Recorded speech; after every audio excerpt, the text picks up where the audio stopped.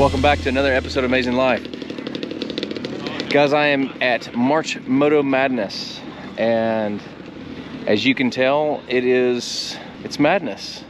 It has been, I think this is 3 years now since we have gathered, and there are a lot of people excited to run all the trails that are located in the Cherokee National Forest area, as well as Smoky Mountain area and things like that.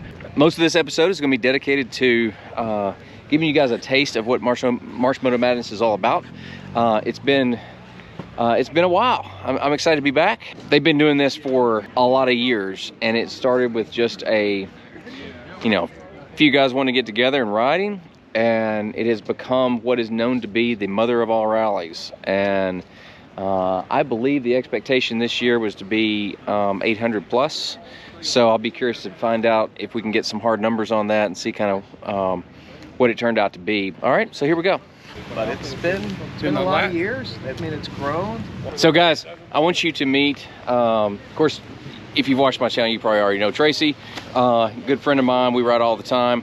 Not as much as we used to, but we do ride. Well, somebody started overlanding. So. I know. The whole Jeep thing kind of screwed that up.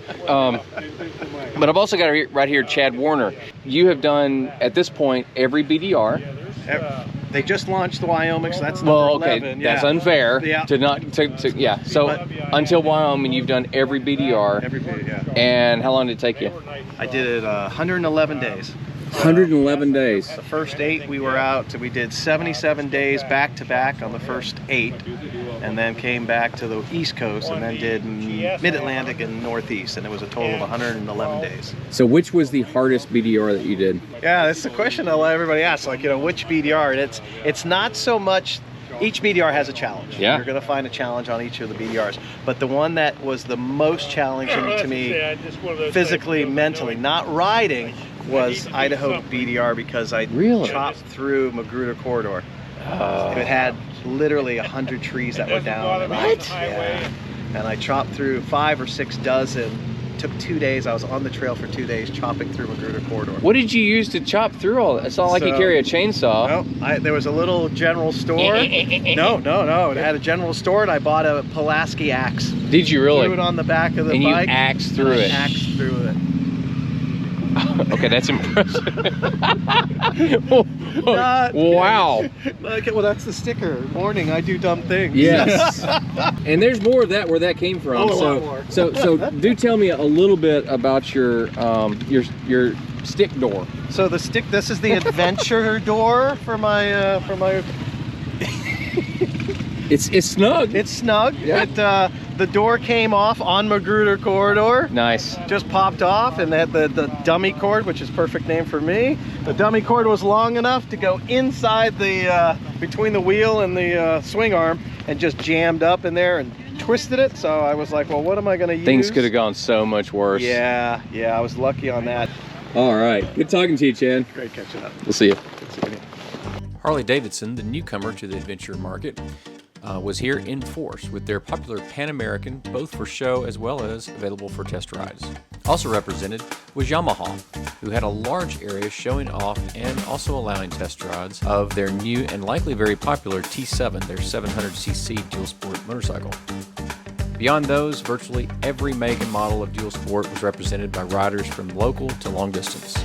Everyone, including myself, was excited to get back together after 3 years of a hiatus. Hey, David! Hi, buddy.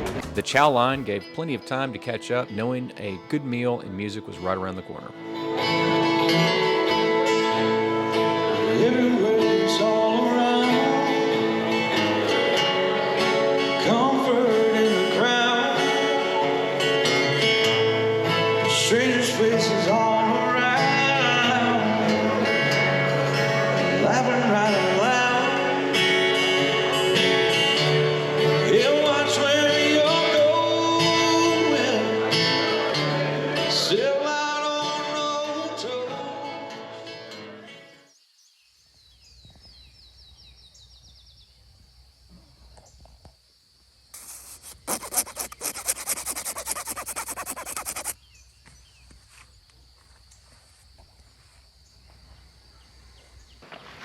Needless to say, It is a chilly morning. The frost was pretty heavy tonight, or last night. So, back at Trail Hill Mountain Campground. Gonna get some breakfast up here, and then go ride with some folks once it warms up just a tad. And then we'll be back over at March Moto to see what's going on over there. So, come along.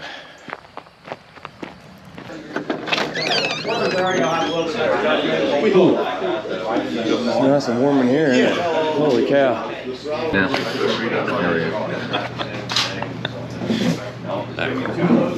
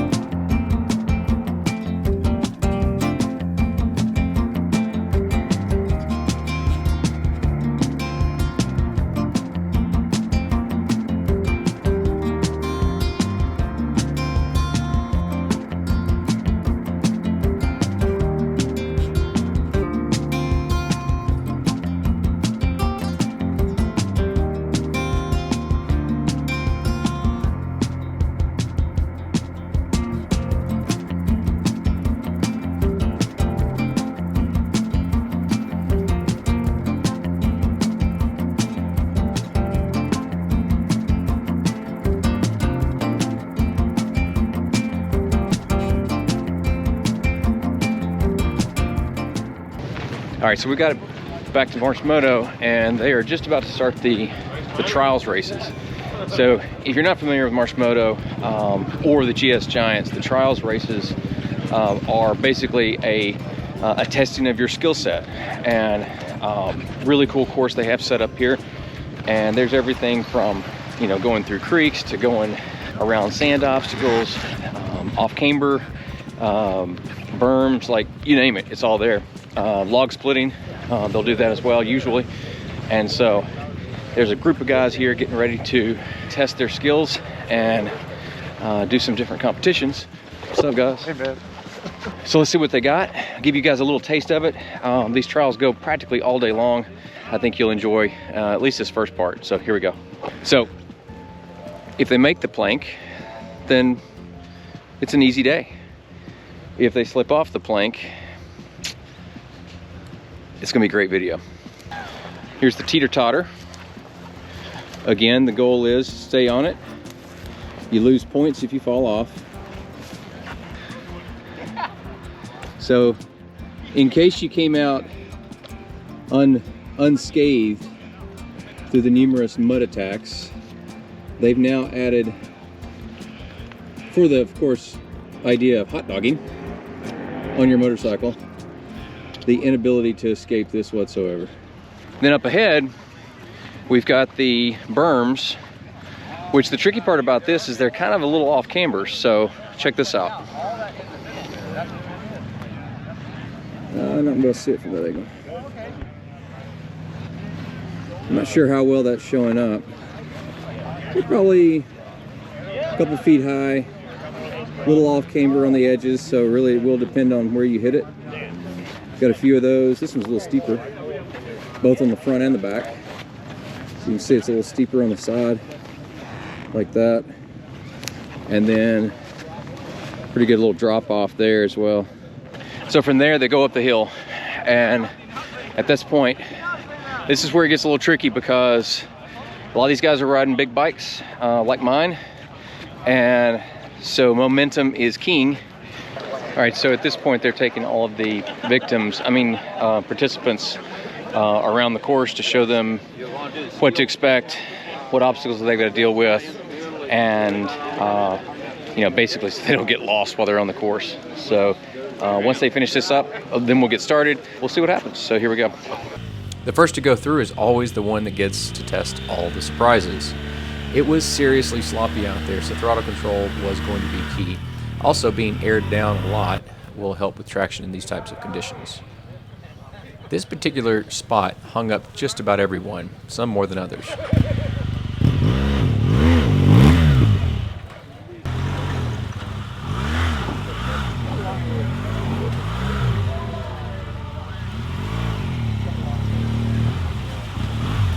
Yeah, just run through it.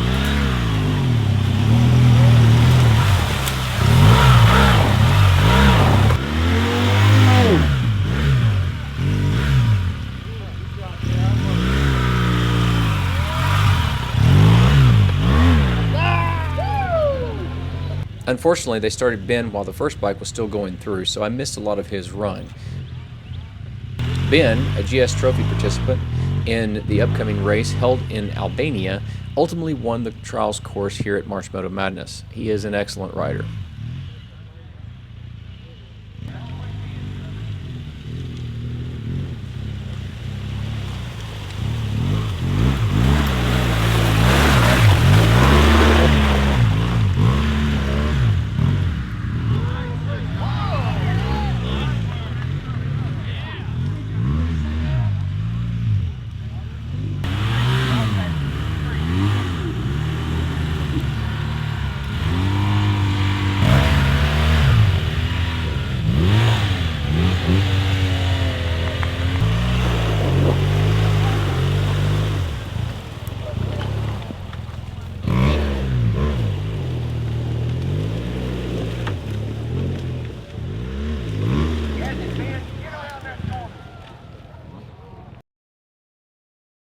Should have given Matt a good one.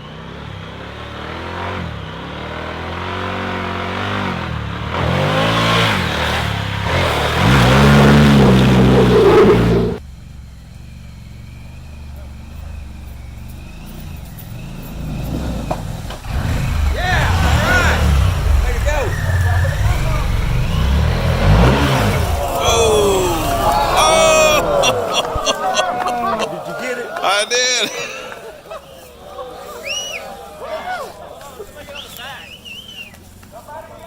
Falls happen. The question is, can the rider take it and can the bike take it? It appears in this case, both came out okay. Oh, he's got the poo on him.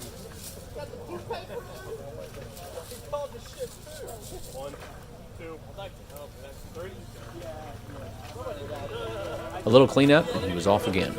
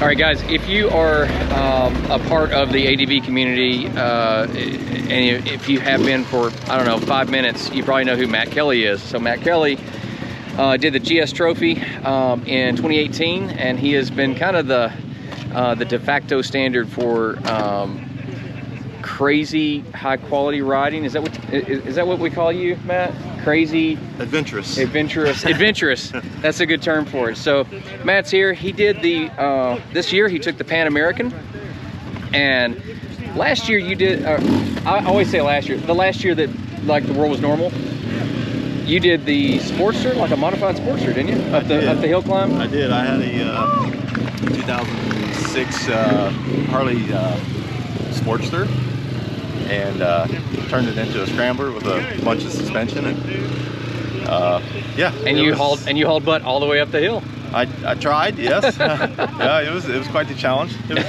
It was fun. So tell me, obviously the Pan American is kind of it's kind of shot in the bow straight at the GS market. So yep. You've obviously ridden the both a lot. So what do you think about the Pan American compared to the GS, and how does it stand up? I think it's a very good shot. You know, first time out, you know, on these things. Obviously they did their homework. They've got a great motor. The suspension is good. It's a lot of electronics and stuff on it that I think, you know, to personally for myself, I would prefer, you know, some other options that I could, but you know, they have that option too. That's, you know, you can get it without the electronic suspension. Did this one have the electronic suspension? It does. It has the ride height control. And one of the questions that I've heard a lot is that something that you can disable if you choose? It is. I had it disabled, okay. So you don't have to worry about it raising and lowering. Right. So you had full suspension. Now on the GS, if you can go to max suspension and kind of get a little bit more lift. Do you have that option on this one as well? You do. Where you get to pump it up just a little harder? Yeah. Basically, when you take off, it starts at the high position. Okay. And I'm not an expert on this. This is the first time. I rode this thing for 2 days, so it's I basically had to learn it all. Learn it quickly. Set it up for me. And with regard to the throttle response, and you know, one of the things we love about the GS is that low torque, and it seems like it can just tractor through stuff. Mm-hmm. How did the Pan American feel on that level compared to the GS? Did it still have that tractor ability where you could kind of crawl heavy stuff through? It does, and it, you know, it has so many different modes. I actually had it turned off, so I have max control. Okay, it's all so you were just all throttle? It was all throttle, just because it's so sloppy. Yeah. Wheel spin. You needed it. Keep that tire cleaned out as much as possible. You know, is it the prime way to do it? Maybe not. But, you know, as you can see, everybody's having the same issues. Yeah, this is, in fact, compared to other past years, how was this regard to sloppiness level? It was definitely... in a 1 to 10. Right, it was definitely the worst I've seen it as far as traction. You know, everybody struggled. You know, it was feet down, paddle, you know, and then go for it. But yeah. It was still doable. You know, turned out better than I thought. You know, that's why I kind of waited to see what everybody else is going to do. Well, Matt, appreciate it. Thanks for taking the time. Of course. All right, buddy. So if you guys have watched any of my stuff, my motorcycle stuff, you're going to know that I use a lot of Mosko gear, right? So at March Moto, there are a number of vendors here. One of my favorite vendors, as usual, is Mosko Moto. So I wanted to come into the booth and see what they got. I know they've got some new colors of stuff. They've got the tool roll. I haven't really talked about that on my channel yet, but I am going to compare the Mosko Moto tool roll that I use on the bike with the Atlas 46 tool roll that I use in the Jeep. I think you'll like that video that's coming out. In fact, once it's done, I'll post it up here. All right, so I'm going to come in and want you to meet Azure. Hello, Azure. Hi, David. Great to see you. It's good to see you. So we have known each other now for, what, 5 years probably? 6? Yeah. Something like that. Crazy. So she is Overland Expo. So if you guys are aware of the Overland Expo series, they've now got 4 operations. You got West, which is in Flagstaff. Then you've got Mountain, somewhere in Colorado. And then the PNW, which is going to be pretty exciting. And then finally East over in Virginia. Yeah. And so, right. But right now you're representing Mosko Moto. I am. So very happy to be here. Mosko Moto is a great group of people in general. I've known Pete and Ashley now, I guess, for about 5 or 6 years as well. So love those guys. And so what do you guys have new? What's going on? Tell me some stuff. Mosko always has something new. Every year we revamp products that have been flagship products for us, and our team is constantly developing new items that we feel the need for when we're out on rides, and that we hear from customers that they're looking for. So some neat things, for example, that are completely new on the East Coast, we've never shown here, are our ectotherm jacket. So that's this guy. Ooh, that's nice. Yep. You can plug into your bike, but you can also plug it into a battery pack. Yep. Pretty sweet. Okay, that's nice. You've got heating in the arms here. And it's not heavy either. It's like it's thin. Super like lightweight. That. I mean, you can feel it. Yeah. You've got wiring in the core, but you also have it around the collar, so you'll have a nice warm neck, which I know JC, who's here with me, loves. You just pitching. Well, the big thing I like about this, mine's just a vest, and so of course on the GS, your arms are way out there, and it's that nice cooling ventilation under the arms, that is not that great when it's in the 30s. Link to the Sunburn Circuit first episode, snow on the ground. That was fun.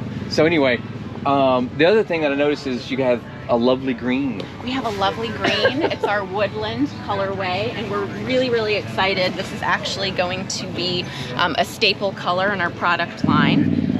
So it won't be like the orange, which we know was a huge, it created quite a stir. Furor. Yeah, quite a stir, and sold out very quickly. The woodland will be reordering. It will be available throughout the years. We also have the duffel, which is pretty sweet looking, and it has some nice orange there for you KTM riders out there. One thing that I have to say about the 30, so I bought the 40 and it just barely fits between my two bags on my big GS. So had it to do over again, I'd probably get the 30 instead, because the reality is I pack the same way for 2 days that I do for 3 weeks. Like it's the same, and I normally pack too much. And so the 30 forces you to be a little more realistic with your packing, right? So I do like that color, that's nice.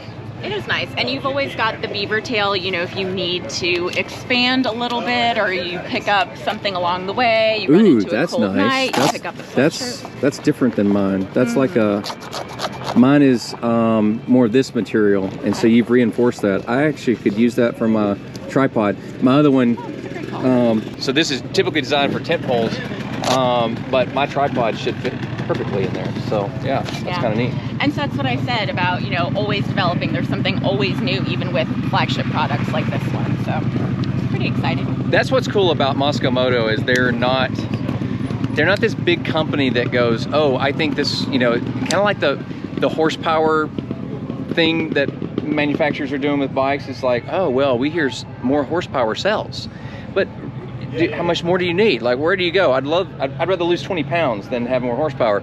But it's because they don't live on them. And these guys are insane. So where's Pete and Ashley right now? Well, because they were just like... So Pete and Ash, they were not in country. No, they spent at least a month in Africa.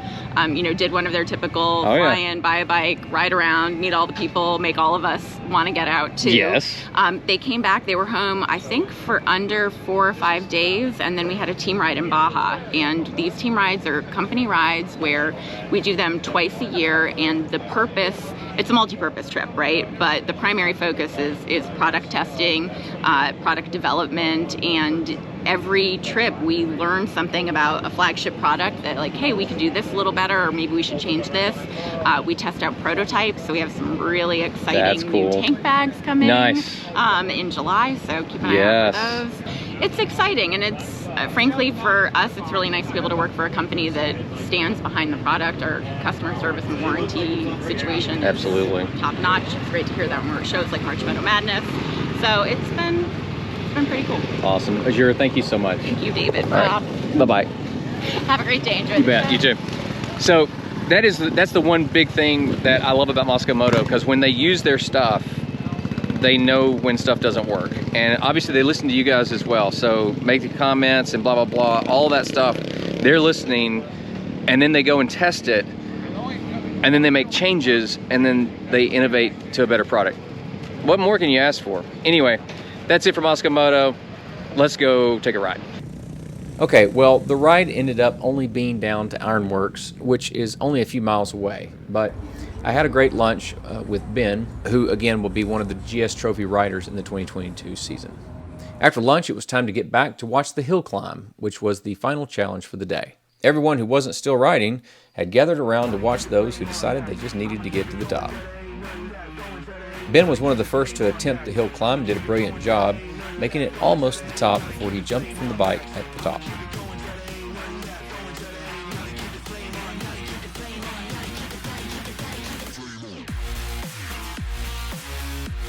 Matt Kelly was up and just barely beat out Ben, making it just a bit further up that hump at the top.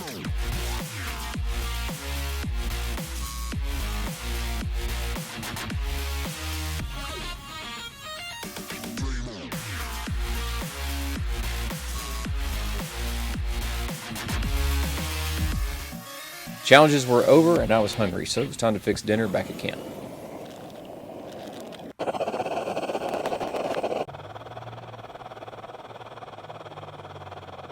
I gotta admit, I was pretty suspicious of the Sea to Summit bucket, this fold-up bucket.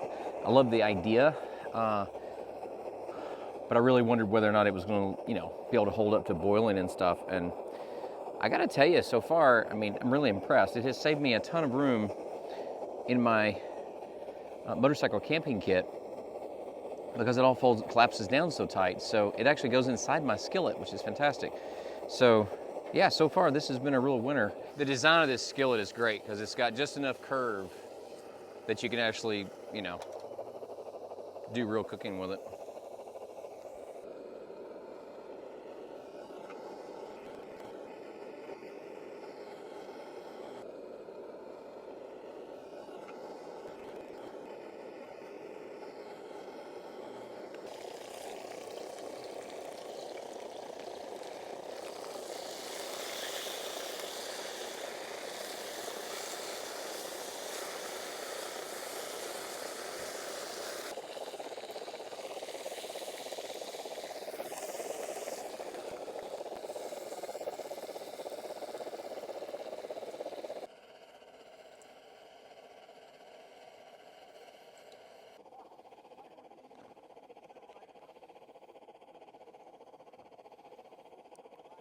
The thing retains heat better than I thought it did. Whew.